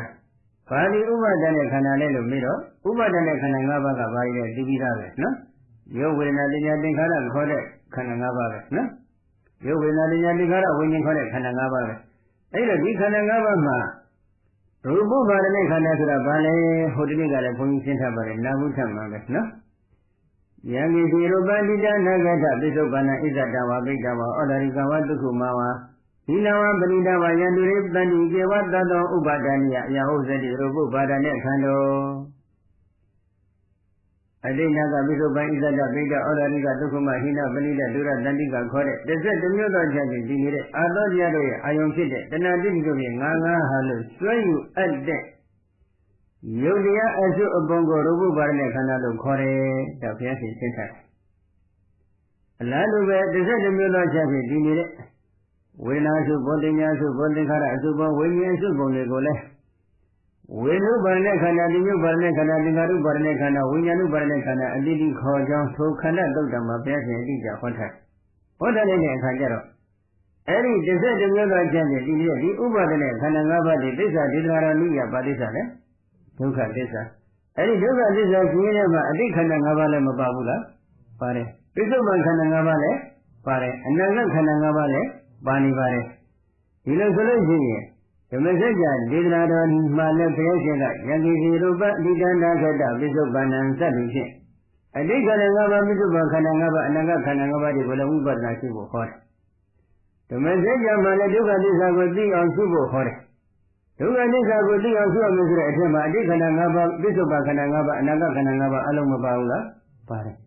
ဒီလိုပါနေတယ်ဆိုလို့ရှိရင်ဓမ္မစကြာဒေသနာတော်နဲ့အနတ္တလက္ခဏာသုတ်တံဒေသနာတော်တို့ဒီအကြည့်အကျယ်ကွာဟကျရှိတဲ့သုတ်တံနေဟုတ်သေးသလားမဟုတ်ဘူးရေဘူးနဲ့ရေအေးရောလိုက်တဲ့အခါမှာတသားတည်းညီညွတ်သလိုဓမ္မစကြာဒေသနာတော်ရဲ့ဝိပဿနာရှုခွင့်နဲ့အနတ္တလက္ခဏာသုတ်တံရဲ့ဝိပဿနာရှုခွင့်ဒီတသားတည်းညီညွတ်မှုမရှိဘူးလားရှိကြတယ်ဘာမြင်ကွဲလက်ကျရှိတယ်မရှိပါဘူးနော်သို့တော့ရှေ့ကံကဓာမြင့်ထားပြီဆိုလို့ရှိရင်အမှန်ကိုတော့အမှားလို့ထင်တတ်တယ်အမှားကိုလည်းအမှန်လို့ထင်နေတတ်တယ်ကြောက်ဖို့မကောင်းဘူးလားစိတ်ကြောက်ဖို့ကောင်းတယ်ဒီတော့ကြောက်ဖို့ကောင်းတော့ဘာတစ်ချက်ဥပ္ပလို့စဉ်းစားရမလဲမြတ်စွာဘုရားဒီလေးလူချင်းတဲ့ကမ္ဘာတတိပါရမီဖြည့်ကျင့်သိပြီးတော်မူပြီးမှလိစ္ဆာလေးရဲ့တရားမြတ်ကိုထုတ်သိသိမြင်အောင်ကြိုးစားအထောက်တော်မူခဲ့ပါတယ်ထိုကြိုးစားအထောက်တော်မူခဲ့တဲ့ဘုရားရှင်သည်တရားဟောတဲ့အချိန်ခါမှာဘု து အတွက်ဟောတော်တယ်နော်နည်းနည်းလေးနာကြည့်စမ်းပါဘုန်းကြီးခဏခဏကြီးညိုလို့ညွတ်နေတဲ့ယေရဏတုံမှလာတဲ့ဂါထာလေးတစ်ခုရှိပါတယ်နော်ဝနဘဂုံဘိယထဖုတိတက်ကေဂိမာနမတိပထမသမိန်ခြင်းနေ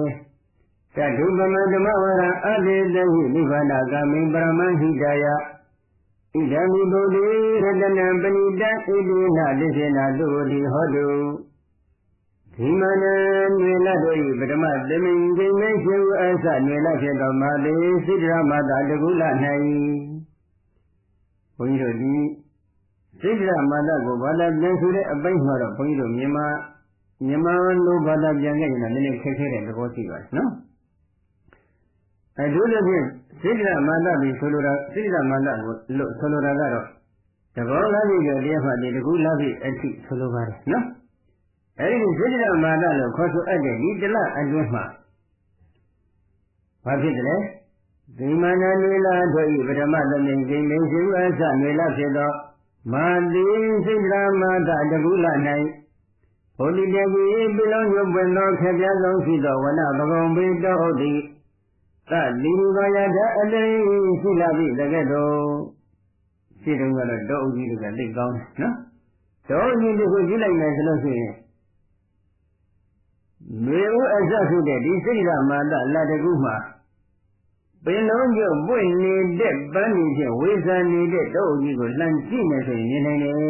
ဘုန်းကြီးတို့ဘရောက်ပန်းတို့လိုငုရွှေဝါတို့လိုပေါ့လေဒီပင်လုံးကျပွင့်နေတဲ့တောအုပ်ကြီးတစ်ခုရှိပြီဆိုကြတော့နော်အဲဒီတောအုပ်ကြီးဒီလမ်းပြီးကြည့်လိုက်ရင်ကြည့်ရတဲ့ပုဂ္ဂိုလ်တွေအဖို့ကျက်ဒီမင်္ဂလာအပေါင်းကြီးပြုဆောင်နေတဲ့တောအုပ်ကြီးတစ်ခုမဖြစ်ဘူးလားဖြစ်နေတယ်အဲ့ဒီပုံစံလေးကိုအာရုံယူပြီးတော့ဘုရားကဟောနေတယ်နော်ဒီမနမြေလတို့ဤပထမသမင်ကြီးမေရှိဝအစမေလဖြစ်သောမာတိစိရမတာတကုလ၌ဘုဒ္ဓကျေကြီးပင်တော်ရုပ်ပင်တော်ခကြဆုံးရှိသောဝနဘဂုံပေတောတိသတိရူသောယထာအတရိရှိလာဖြစ်တဲ့ကဲ့သို့တထုပမအနတရပန်းဆုံးစွာဖြင့်ဝိသာပြန်ပြောထိုတောဥဖြင့်ပုံပမာရှိသောနိဗ္ဗာန်ကမေအနိဓမ္မမျက်နှိပန်းတို့ဧကံထုတ်လျှောက်ရောက်ရှိအကြောင်းဖြစ်သောဓမ္မဝရံသုံးပုံမိတဲ့ကတရားဖြင့်တင်လာတော်ကိုပရမဟိတယလူနာပြမတတ္တဝါတို့ဤနိဗ္ဗာန်ဓာတိဟုသောအမြတ်ဆုံးအကျိုးရှိပါချမ်းသာအလို့ငါအတေတိကရုဏာရှိသောမေတ္တာထား၍ဟောကြားတော်မူအပ်ခဲ့လေသည်ဘုဒ္ဓေသောလောကထွတ်တရှင်တော်မြတ်ဖျား၌ဣဒံမူရတနာဤယနုဘဝယယနာအဖြစ်တိသာဝေအကြောင်းနှစ်သက်ဖွယ်ကုဏအပေါင်းဒီလူပဏိတံထူရတော်မူလာပါ၏ဧဒီနာတိရှင်နာဝတိမင်္ဂလာဤသစ္စာစကားကြောင့်ပါဠိနာအပေါင်းများစွာတတ္တဝါတို့အားလူထူဘေးရန်ကုန်ကြီးချမ်းသာအိမ်များခြင်းဒီဟောတုမုတ်ချအမတ်တွေဖြစ်ပါစေတည်း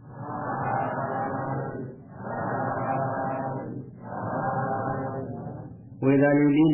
ကာကြီးသုံးပါးဆိုင်တဲ့အချိန်ခါပေါ့နော်ဒုဗိကန္တကအစံငမုတ်ခေါင်းပါခြင်းဆိုတဲ့မေးရောဂန္တကအနာရောဂါကြောင့်ဒီကြီးမြင်ရှိရခြင်းဆိုတဲ့မေး မနုဿ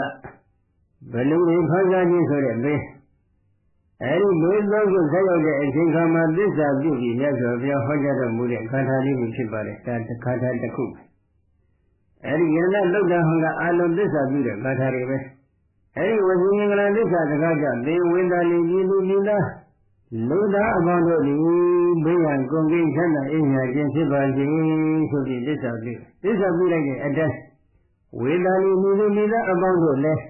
ဘေးရန်ကုန်ကိချမ်းသာအိမ်ညာခြင်းဆိုတဲ့သဘောတရားတွေဖြစ်ပေါ်မလာဘူးလားဖြစ်ပေါ်လာတယ်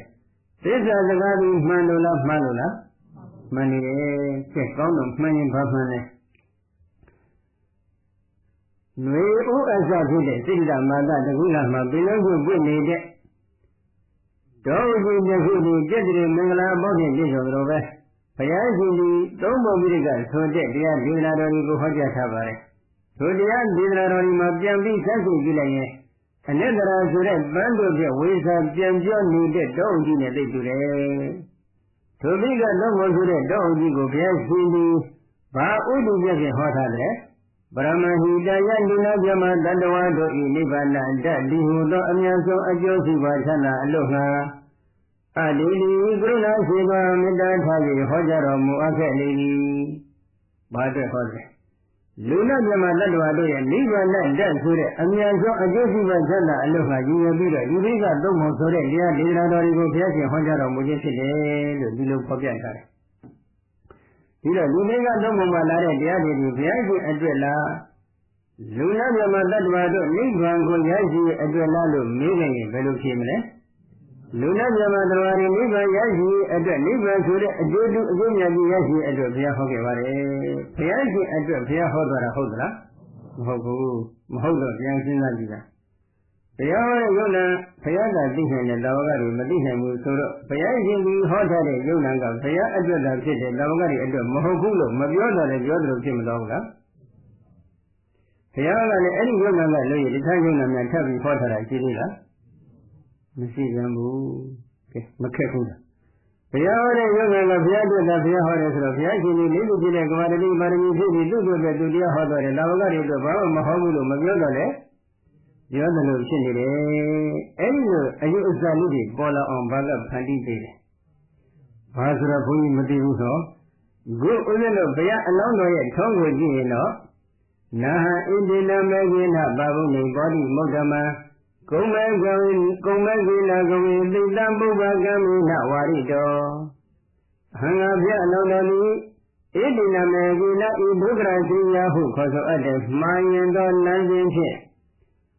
ဘောဓိမောဓမ္မအတ္တသောအမြတ်ဆုံးဖြစ်တဲ့တပ္ပညုတ္တဉာဏ်ဓမ္မတမ္မောဓိဉာဏ်တော်မြတ်တော်နပပုဒိရောက်ရှိခဲ့သည်ကမဟုတ်ပေ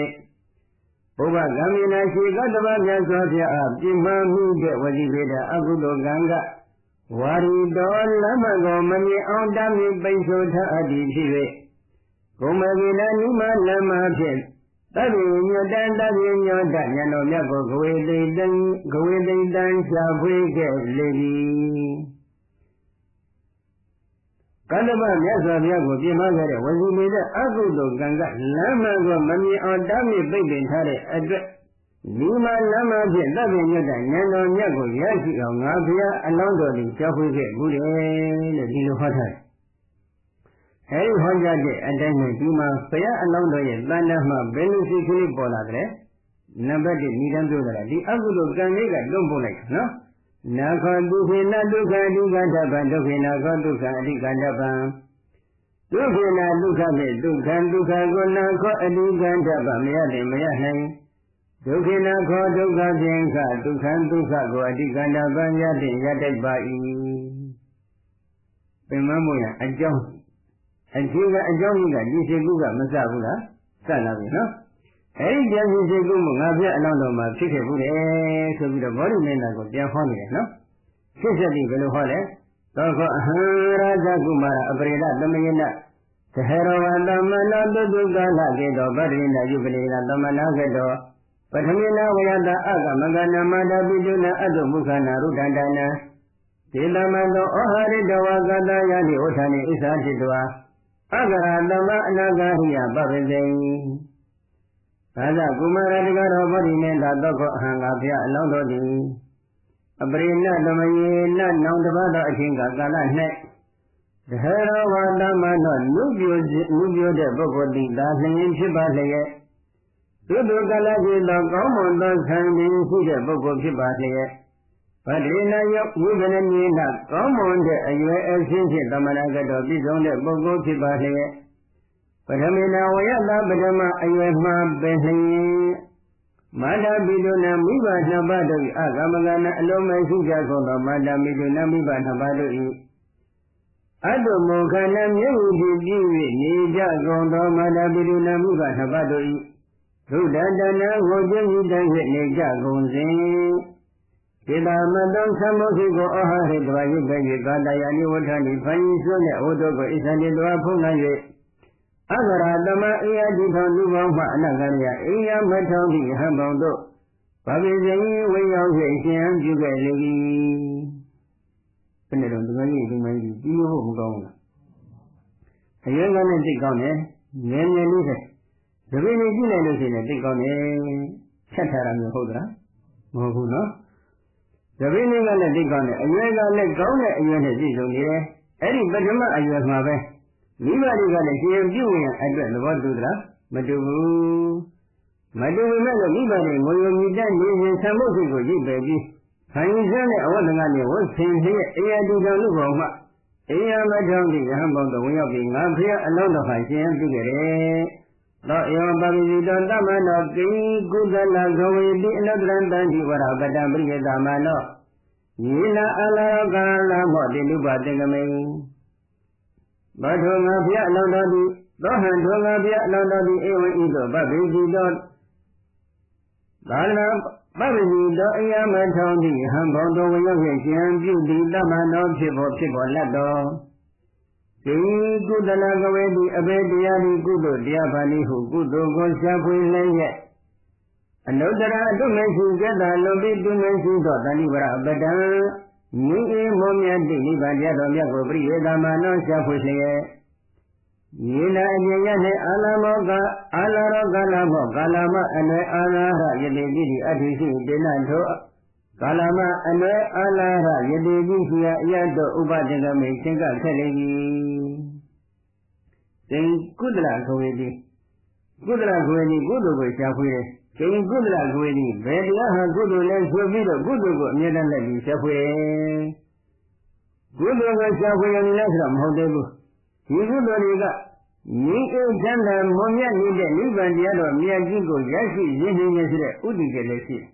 အဲဒီဥဒိကဖြင့်အတ္တဆုံးအမြတ်ဆုံးဖြစ်တဲ့ဤအိမွန်မြတ်ချမ်းသာနေတဲ့နိဗ္ဗာန်တရားတော်မြတ်ကိုရှာဖွေလျက်လက်လက်လိုက်တာကာလမအနွယ်အာလာရယတိကြီးထံရောက်သွားတယ်ရောက်သွားတဲ့အချိန်က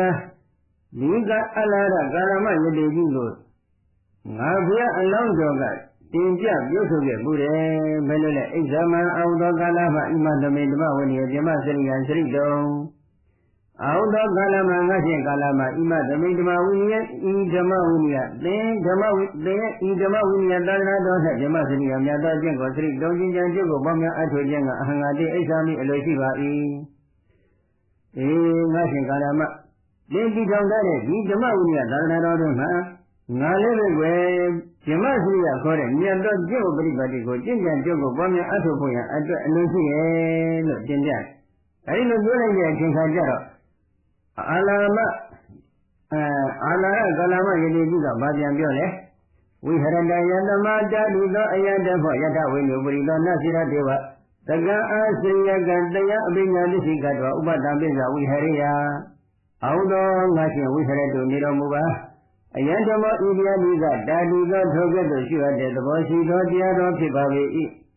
ယတယင်တရား၌ဝိညုပုရိသောပညာရှိတဲ့ယောက်ျားသည်သကံအာစရိယကမိမိရဲ့ဆရာသမား၏အယဝါဒကိုတရားကိုယ်ရဲ့အပညာနတ်စုရာတေဝမကြမီအချိန်ကာလအတွင်းမှာပင်လျင်တရားကိုယ်ရဲ့အပညာထုသောဉာဏ်ဖြင့်တည်တည်ရှိ၍သစ္စိကတဝမျက်မှောက်ပြု၍ဥပတံပိစ္ဆပြည့်စုံစေ၍ဥဟရိယနေထိုင်နိုင်ရပါတယ်နေပါငါဟောမယ်ငါပြပေးနေတဲ့သာသနာတော်ကတော့ပညာရှိတဲ့ယောက်ျားတော်မှန်ပါသည်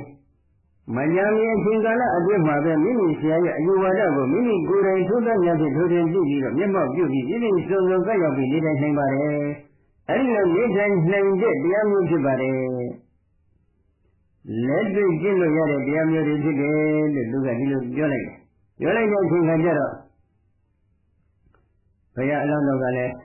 ညီမတဲ့ပုဂ္ဂိုလ်ယူရင်းကြလိုက်ကြလို့ပဲခမ်းမြန်မြန်ပဲအာလာရ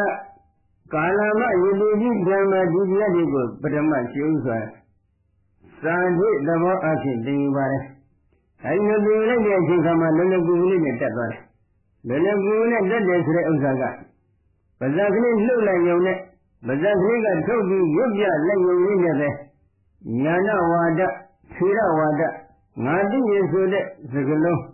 ငါမသိဘူးတဲ့စကားလုံးကိုပြောနိုင်တဲ့အဆင့်ထိရောက်တယ်။တစ်ခေါက်တော့ရွတ်လိုက်ရုံနဲ့ရနိုင်တဲ့တရားလို့ဆိုလိုတယ်နော်။